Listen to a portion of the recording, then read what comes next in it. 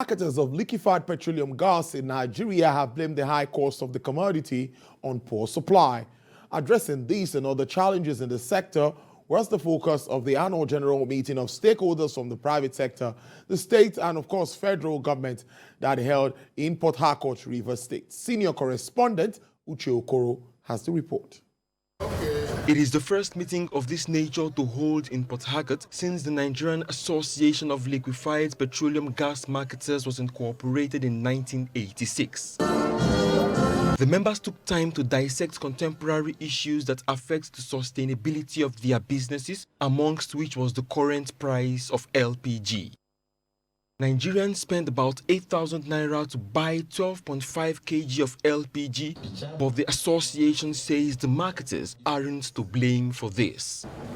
About 60% of the gas supplied into the Nigerian market is imported at high cost, even though the country has the 9th largest gas reserves in the world. Members can only assist to make it available, but they can't subsidize.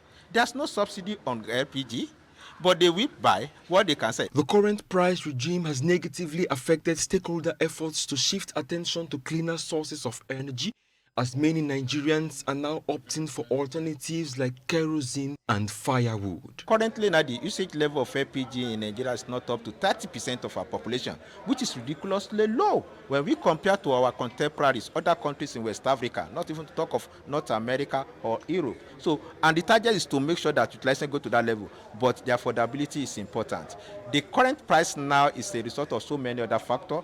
Those factors, when the economy is stabilized and those factors are being confronted, I think the price will come down. And the only way to attack that one is to improve on supply. Other industry experts are advocating an end to the export of gas from Nigeria in order to meet local consumer demands at a more affordable rate. Last year, Nigeria LNG took a decision that it would no longer export any LPG. There are other producers that continue to export, and I think that is something that needs to be looked into.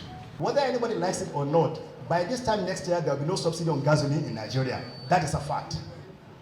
And we'll make sure that every single LPG that is produced in this country, whether propane or butane, is sold in Nigeria, not exported.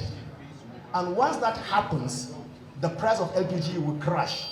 And we're going to see a massive diffusion of LPG into every nook and cranny in this country. The projection here is that by 2035, Nigeria should be ranked amongst nations that have reached full utilization of gas resources for its energy needs. Uche Okoro, TVC News, Port Harcourt.